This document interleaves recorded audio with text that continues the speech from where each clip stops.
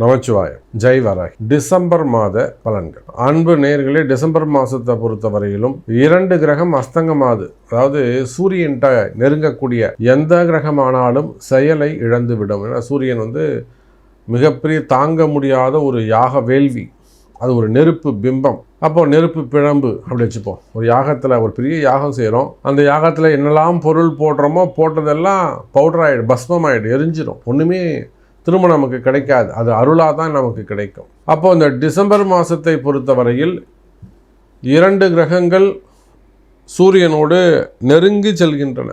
செவ்வாய் அஸ்தங்கம், சுக்கிரன் அஸ்தங்கம். அப்போ இந்த டிசம்பர் மாதம் முழுவதுமே செவ்வாய் சுக்கிரன் அஸ்தங்கத்தில் இருக்கிறார்கள். நான் எப்போதுமே இந்த ராசி பலன் சொல்லும்போது இந்த மாதம் பிறக்கக்கூடிய குழந்தைகள் அவங்களுக்கும் ஒரு பலன் சொல்வது உண்டு.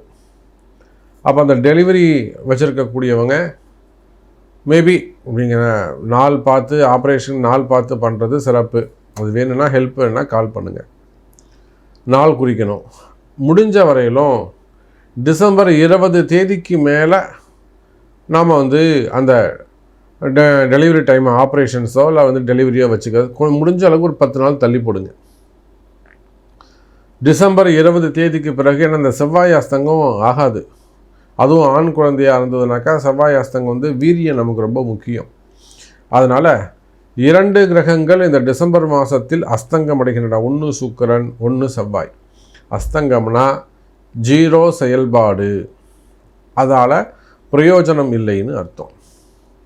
அப்போது காலபுருஷனுக்கு முதல் கிரகமாகவும் 2வது கிரகமாகவும் இருக்கக்கூடிய, அதே போல் 7, 8, 1, 2, 7, 8 என்ற கிரகங்கள், அந்த பாவத்துடைய காரகங்கள் இங்கே செயலிழக்கின்றன.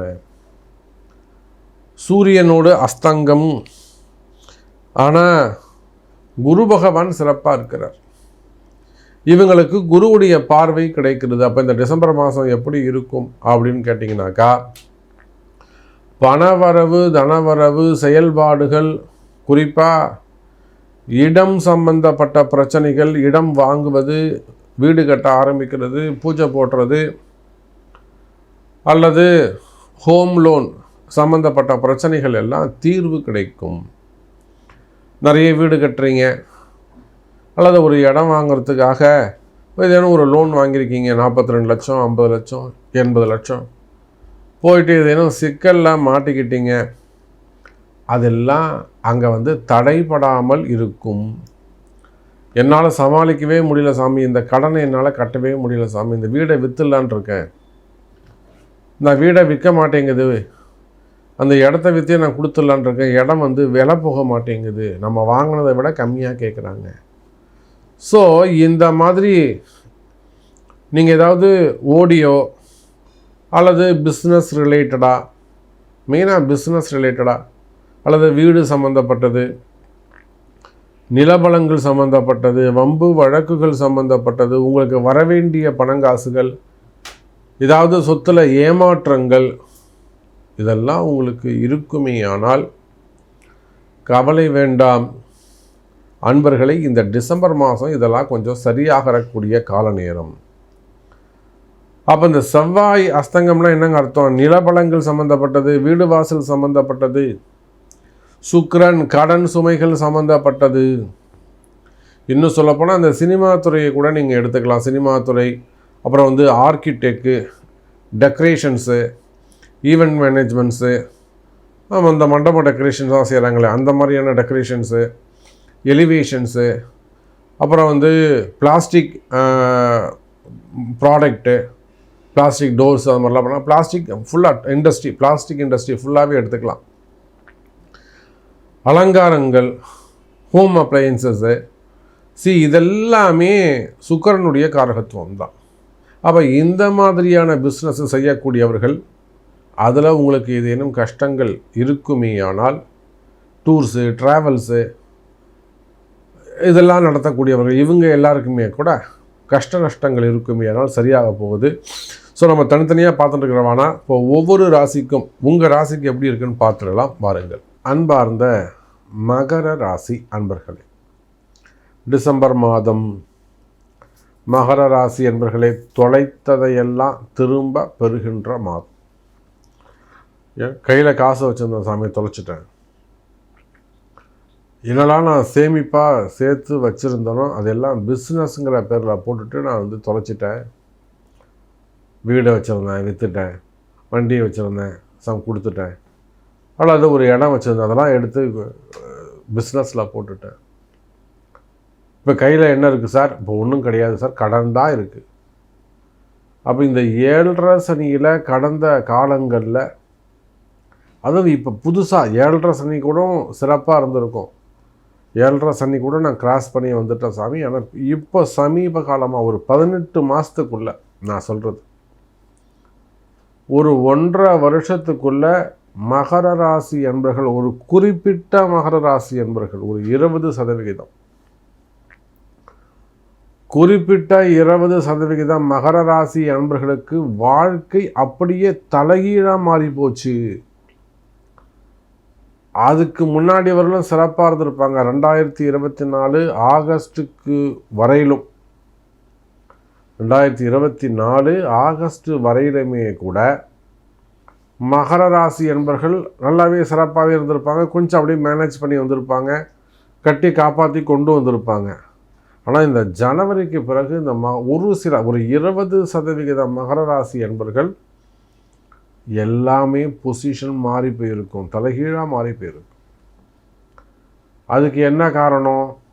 பாத சனியோ, இந்த குரு பகவான் போயிட்டு மிதுனத்தில் உட்காந்தது, 2-12 ராகு கேது உட்காந்தது, 2-8 பக்கத்தில் இருக்கக்கூடிய ராகு, சனி 3ஆம் இடத்தில், ராசிநாதன் 3ஆம் இடத்தில் மறைவு.